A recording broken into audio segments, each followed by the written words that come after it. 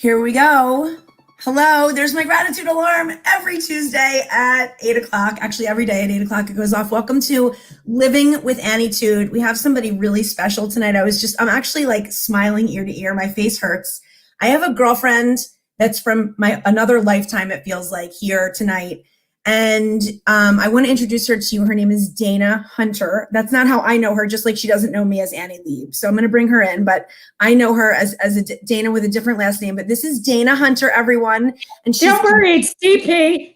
It's DP. So we were just laughing. We had about 5 minutes to chat prior to this, and this is why I said to her, and not for any other reason except to make a point, but I said, I'm booked for the next several months for my weekly show, but I wanted you as soon as I could possibly have you on the show, because even though we haven't seen each other or even talked for over, I would say 20 years, right? Over 20 years. If there's one thing I remember about you, it's your authenticity. And everything about this show and what I do every day and who I am is about being your most truest, best, most authentic self. I tell my students that every day: be unapologetically yourself and do everything on purpose. That's exactly right. And you know what? It is not. We're already getting hellos. Hi, Jeanette. Oh, you're so sweet. When people say hello, I hate to Joseph. I love him. These are people that I don't know to meet face to face. But they're regulars. It's people that I know from this amazing LinkedIn community. I have to tell you, I had a day today, and I posted about it, and just the outpour of just like affection and love and care is just truly unbelievable. If you're not on LinkedIn a ton, get on it and get involved, because it is amazing. It is the I'll do it. I LinkedIn sporadically. I'm an Instagrammer. Come visit us. Well, so we can be connected on Instagram. I'm a high school teacher, so right. You got to stay with the program. I understand. I have to be fun. I guess I'm neither of those things. So I'm trying really hard. Yes, you are. But listen.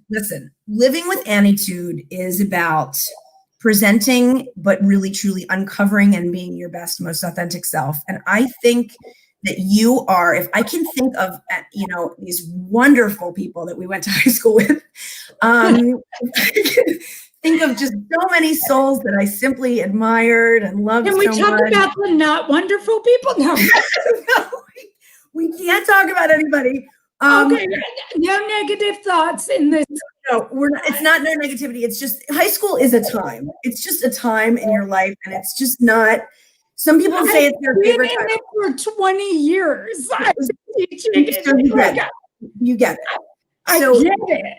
It's like just a time that, I have wonderful memories, but sometimes I'd like to forget. But I will tell you that a constant, and I'm not just saying this because I do not lie, a constant memory of you is that you were always very, very real. You were unapologetic and real. Even then, when we were 16 and 17, I mean, I can still look over to my right in Mr. Stoltz's class. Mr. Stoltz, okay? Okay, that was history. Okay, he was behind me. He said League of Nations. I mean, the things that we have said, I hope he's not the League. The League of Nations. And so you were sitting right here. You were sitting right here to my right. And I'll never forget. I can picture it like it was yesterday. And I just remember sort of, we never argued. You and I never argued, and we were never super, super close, but we always sort of just had a how you doing type relationship and liked each other. I mean, it's from friends in common. But I know that life has taken us different ways and brought us back together here. And I'm very thankful and grateful for that. So I'm thankful that you're here and so grateful to have you back in my life. And I hope you stay in my life. But where am I going? It's COVID. But I would love for you to tell me, I know it's been quite a journey for both of us. And I get on here and I talk about my journey all the time. And this is part of who I am. And I'm, living with Annietude, but I would love to hear a little bit about your journey. And so I know we only have a half hour, and I know 20 years is a long time, but in a nutshell. I'll do this in a nutshell. So on my 21st birthday, I was diagnosed with multiple sclerosis. I just turned 42 yesterday. Happy birthday. It made me, though, the person that I am. And I'm actually in the middle of writing a book. And I can honestly say, and I said this to my therapist yesterday, and for those of you out there, everybody needs therapy. It's for healthy people. 100%. It's not for the sick, it's for the healthy. Okay. And so I love you. sitting there, and I have MS, and I telling my therapist yesterday, you know what, I'm 42. Am I where I thought I would be, 20 years ago? Was this my plan? I was like, absolutely not. And thank God the day I was diagnosed was the best and worst day of my life. As it made me own everything that I do. It was a co-pilot that didn't let me not be authentic anymore. And Wow. it kind of also made me not really get rid of people that don't really care about the end of the day. So I'm like, thank God for it, because I can separate the people who actually give a crap about me and the people who don't so easily. Well, everyone had that. How did you, I mean, that's such a gift to look at something like that, a lifelong, like you said, co-pilot that's going to impact every single aspect of every single day of your life. And you now, if you did, this is amazing, but did you just like hear the diagnosis and say, oh my God, this is a gift? Or was there like sort of a transformation into this person that sort of accepts this as a gift? Of course, Annie. I was spinning. Yeah. Sitting there with my mom. But luckily, do you know what? It's just like, there's a movie, and I can't think of the full title, but it's The Importance of Knowing Your Saints. And it's like, you know what? People are put in your life for a reason, and they guide you in a direction, and maybe you don't even realize that's why they were there. I had the best doctor who, when he diagnosed me, my first response was like, oh, I'm sorry, do you know who I am? And he was like, and then he says, your case isn't really that fantastic. It's not that spectacular. And I was like, what do you mean?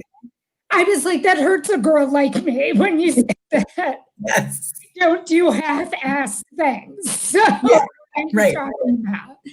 And, my mom was sitting there, and I cried, and he was like, all right, you can't deal with this. Let's get you to a psychologist who deals with people with medical issues. And that doctor changed my life. And he was like, okay, did you die?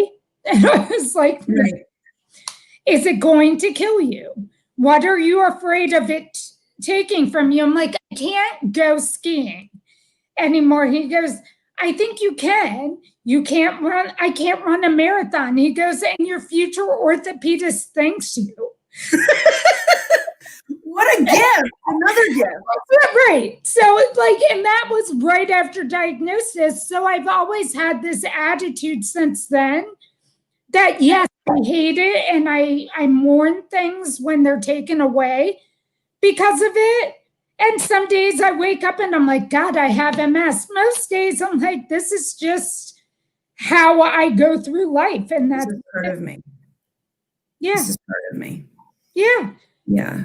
And I trust it. And it made me more humble and sensitive to other people's, I never knew growing, and I grew up Christian, but kind of Jewish too, because I always had a Jewish guardians from when I was little, because my mom's a New Yorker for life. I just, I always was like, everyone has a cross to bear. What does that mean? But I get it now. No, I am no more spectacular than anybody else. Everyone is suffering something. You just don't know it all the time. Yeah. You see my disability. You don't see other people's struggles. So I don't question what anyone's going through. That's such an incredible empathic way to experience life, because Yeah. and to think that you're with high school kids, which is probably the most, impactful time if you remember back to when we That's were. what I thought, and that's why I stay. I mean, I did not come to this school thinking I'd be here 20 years, but boarding school is kind of like, if you can handle it, it is the gig that people don't understand. It's the best thing you can do, because they pay for my house, my beautiful house. They pay all my bills. They make all my meals. Like, You're going to be getting a lot of like resumes sent to you after this. I know. For 20 years, I have not paid a bill. Like, I have no electric bill to think about, like none of it. But you've also committed your life to this. I mean, this is like your entire world, and that's a beautiful thing, but you're impacting these souls that are so, I mean, for me, I was just so sort of broken, I was sort of broken then, and continued to be broken until later in life. And, we all have things I like think that. a lot of people are, but I think I've always, what did my therapist said? She said, you're a naturally born social worker. Like You've always been gifted like that with people. You see people in a way. And actually, like the dean of students, I was sitting on a discipline case with him last week, and he sent me a text at like midnight after like decisions have been made. And he goes, can I just tell you, there's something about you. You enter a room and everyone is calm. Like they trust you're going to take them where they need to go. Wow. Talk about a compliment. That's not something that's ever been said to me. I literally just sat there and I was in tears, because I mean, that's the most impactful, highest compliment I've ever received. Could ever receive, and you deserve it too, because it's true. You have a way, and you sort of always have. You're kind of an old soul, at least in my opinion. Like you've always been just this like older soul person that understands the depths. And I wish we were closer then, but life is, happens. Yeah, but you know what? It's like we weren't supposed to be. But remember, like I said, the movie is the importance of knowing your saints. Yes. Reason that we connected. Yes. There's a reason that, I'm here doing your show. And, part of my book is that I'm like, do not sit there and look at reasons and be like, wow, that's a coincidence. Yeah. Believe in coincidences. I completely agree with you that we will put it back in each other's paths. And I'm not usually stumped, but I'm like sort of in awe of just how you handle this diagnosis. And this has been for 20 years. So tell me a little bit about your walk through this last 2 decades. Okay. So my walk through the last 2 decades, I have to give myself an injection every other day. That was fun. I have really lost the ability to run. I walk with a walker or I use a scooter. But I remember my doctor's like, we have to change your diet. You can't have milkshakes. And I was like, oh, I'm sorry, that's non-negotiable. It doesn't work for me. You can have my legs. Yeah. Right. I will figure it out. But, it is, I think, and this is, I think, what COVID has taught a lot of people, that we live in a world that you either adapt or you perish. Like, people are like, oh my God, it's so amazing. How do you do it? And you're like, what else would I do? What are my options? What are my options? Well, I mean, truth be told, you could crumble. I could. But not in my house. I'm sorry, I was raised by the ultimate Black mother, and no, that was not an option. I understand. That is not an option. You've always been such a go-getter and like overachiever and sort of really driven. That's what I remember. texted me yesterday, I love you to the moon and back. And I'm like, well, I love you to Jupiter and back, but I'm an overachiever. I love that. I love that. And she was like, got me. You got me on that one. What do you think you do? You got me. I've never heard that. What do you think, what characteristics of yours do you think pulled you through, like what you just said? I know overachiever, but like what things that your mom instilled in you made you get up every day and say, I'm going to tackle this like nobody's business? Because she always, this is what she said, and this is what I say to my students, and for 20 years, I've been saying this. I'm like, oh my God, your world ended today. That is valid. You get to have a day. But tomorrow we wake up and it's different. Mm-hmm. Don't talk about this anymore. We have a pity party today. Mm-hmm. But tomorrow you can't come to me with this. Right. Let it go. Let it go. So resilience, I would say. Yeah, no, resilience is my number one characteristic that I think my parents instilled in me. Okay. That's an amazing characteristic to have instilled in you. I mean, yeah, exactly. Especially I was bred for COVID.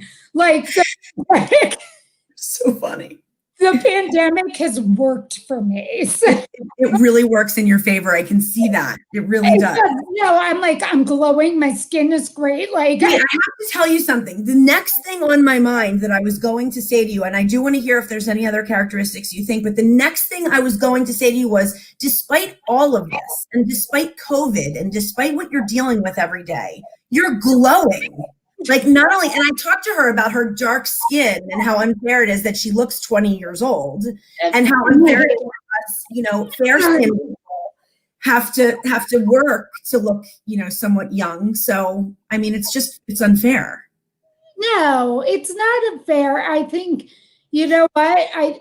I think my mom always told me she was like, God doesn't like ugly. You be nice to people, you apologize for things, and you will be rewarded. So your mom's amazing. Is she coming on this podcast? Like, where is she? Oh my God, where is she? She's in Malvern, Pennsylvania. Malvern, Pennsylvania, where we're from.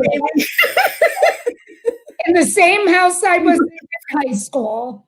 Yeah, no, she was amazing. But, you know, like the funny thing, so Annie was saying when she knew me, I was DP, and my last name is really Perry-Hunter because my biological father died when I was 3, and my mother remarried, and the man who she remarried, my dad, kind of like, you know, you with Bill, like this was just your reality. Yes. This is how that's my dad. But I think the fact that I watched my mom be a widow and just how she was like, I have kids, I don't get to crumble. Right. Really strong woman. Right. And then to watch your child get a diagnosis like that. I mean, you know, it's, and I can't imagine you handling it any better. Like you just have the best Annietude. Yeah, no, that's why I loved the name of your show. I was like, I have an Annietude, but does not adapt to it. But well, I think that's what you said. I think that's what you said over Instagram. You said something like, I have one. When am I coming on? And I was like, let's do it. Book it. My attitude is so ridiculous. And the funniest thing is, you know, and my beloved always says to me, goes, you get away with so much because you just say things on purpose and you mean it and you put your foot down and people just accept it because you're just like, you're real, you're genuine and you're real. And that is something no one can take away from you ever. Yeah, my dad and I always laugh. We love Couples Retreat because we're like, our favorite line is when Vince Vaughn is like, I know my truth. And that's like, right. He's like, I know my truth. Don't tell me otherwise. I think that you've always known your truth, or like I realize that now. I look back on high school, but you know what? We had a charmed existence and a charmed youth. Like, and I can know that being in high school. Yeah. Like, God, we were so lucky. I know there was a lot of stuff that we were, and I totally see that privilege, and I see that sort of place that we Right. were, and who we became, and how lucky we were in that regard too. And we all had our struggles too. I mean, Oh, I of course. did not. It wasn't without struggles. I mean, no, we're not mentioning names. You dated some very complicated people back in.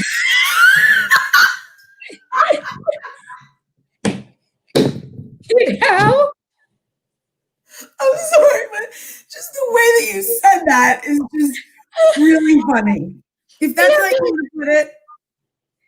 No, but you know what? I also said yesterday, my friend Donnie's like, so who are you at 42? And I'm like, I have finally accepted I am literally that old Black woman sitting on the front porch in a rocking chair. Watching people go by. That says, bless your heart. I love it. Bless stupid Johnny's heart. It's not his fault. It's not his fault. Enough. Listen, I want to be the old Jewish woman next to you sitting in the other rocking chair. Oh my God, okay? Yes. We can be the Golden Girls. I want to do it. I want to do it. Now I have to interrupt you in this amazing conversation because we have so many comments. I need some people wanted to say hi. I don't know if you told anybody about it, but there's a lot of people that are saying hi. I told Melissa. Okay. Bibi, that's it. Melissa Bibi. Oh my God, I haven't seen her in so long. She is amazing. The mother. Anna Morgan says hello. Everybody's saying hi. Hi. I get very overwhelmed by comments. Chris Berryman saying hi. Everyone, a time to bring humanity together. Everything happens for a reason. And this is someone very special. You're both amazing warriors of life, truly inspiring, constantly lifting up others and being your best selves. It is not what takes us down, it's how we bounce back and live forward. That's like my right-hand man there. So I appreciate that, Michael. I appreciate that too. Yeah, he's a superstar. So Tisha came and said hello, surviving and thriving, disability. Oh my God, that is my motto. I will. Do you see how this is all? You need to come. So, Gabe says hi. Hello, Annie and Dana. Love the conversation. Wonderful vibes from Dana. Just lovely people saying hello. Energy. I do. I have positive energy. I always have. Leader. You really do. But you know what? You and I together, it's like a scary force of energy. I have to say, scary. We would be two very old women, like popping up and down in our rocking chairs next to each other, yelling at people, like, "What did she say? What did he say?"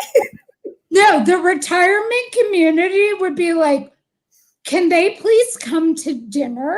Like, we would have to cook again. Everyone would just be like, can the two of you just talk to each other? I know, it's true. We have a lot to say and a lot of stuff we can't really say on. You know what? As a high school teacher, you figure out how to say things without saying things. What's your favorite, Dana, what's your favorite part about being a high school teacher? Kind of the idea that, you already said it. I am shaping who's going to be in charge. And I think that they are so malleable, and I'm getting them because they're jaded by the world and what the world has to throw at them. And I'm giving them the tools in their toolbox to deal with things. The ones that will come up to me and be like, oh, my mom was diagnosed with this, or they have that. Can they call you? And I'm like, of course. Yeah. It's just, I think that they're at an age, all they want to be told no. And they crave that, don't they? They crave that. No, they're so happy. They want you to be their excuse, but I'm at a boarding school, so my kids aren't sneaking off to Dead Man's. Dead Man's. This is where I hope there's some people from high school watching. I hope like Nikki Fielding is watching. I hope there's people that are like. Nikki did my wedding makeup. And Nikki, you know what? My makeup was beautiful. The pictures were everything. Everything. The marriage was crap, but the You're the best. But my makeup looked amazing and my pictures were even better. I still use the pictures of just me. Well, yeah. Hello. I get it. I'm divorced. Oh my God, I loved every minute of it. Divorce. Oh, so, that's my journey. That was part of my journey, but divorce was fabulous. Divorce was a party, Dana. It's a big party. It was, I'm like, who didn't tell me about how fun divorce was? I love this girl. So divorce was amazing. Divorce was amazing. Divorce was amazing. My hydrate just told me to drink. I was telling Dana about Yeah, this. I gotta get this thing. Everybody that watches me knows that I'm obsessed with my Hydrate Spark. So now they have metallic ones. This is silicone because I won't drink out of plastic, but it lights up and glows when you're supposed to drink, and it tracks it in your phone for anyone like as pathetic as I am that can't keep track of how much water she's drinking and needs to drink more water for skin and things. It's a Libra thing. I have no time. I have no time to be thinking about when to drink. No, so that's why we're going to get you a glowing water bottle. Yes, I'm getting it. I'm getting it tonight. So I have another couple questions before we have to actually wrap up because it's already 8:20 freaking 6. That's how quick this goes. Oh my God, I'll come back.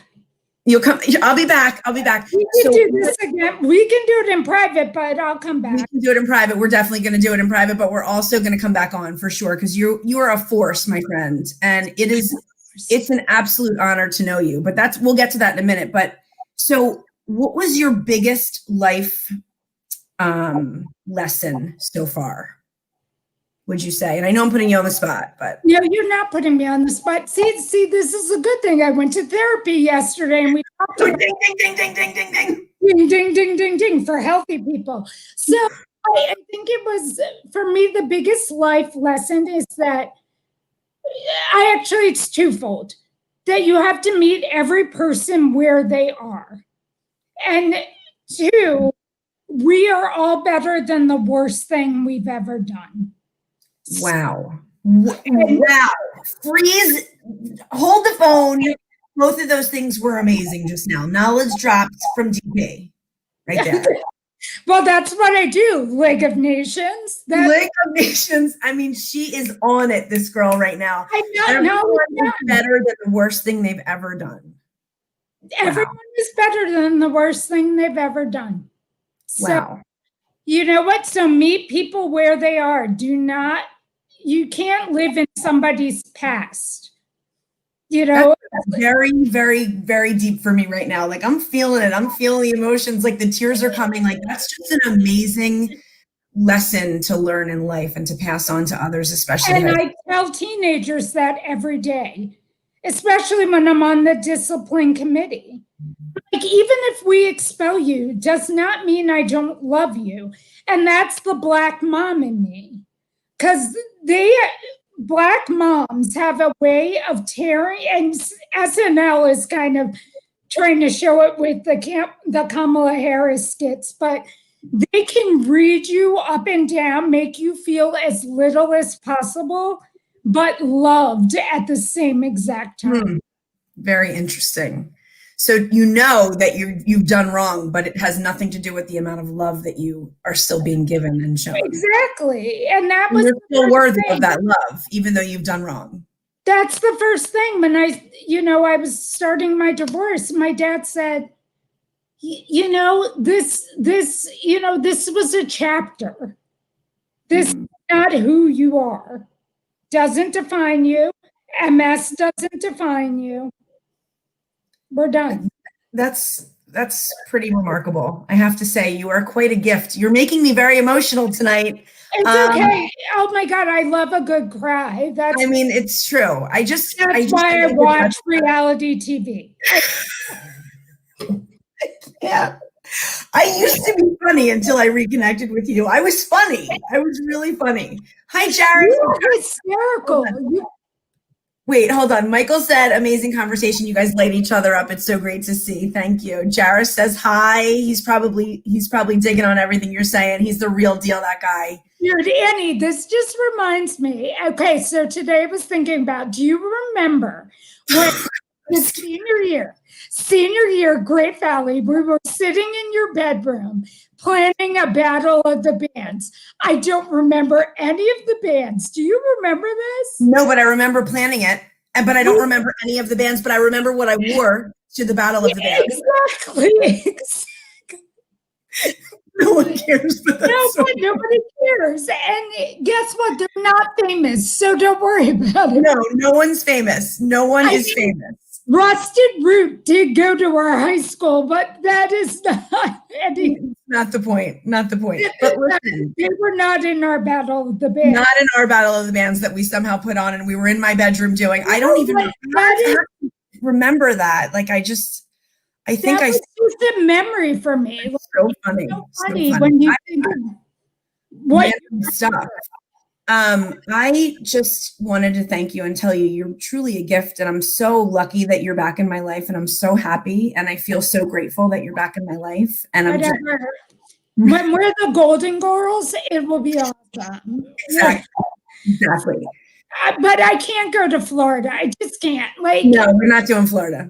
I can't bring myself. I can't do that. So we're not doing it. But listen to me. Thank you for being here. Thank you from my heart for taking the time out of your night and being here. It means a lot to me.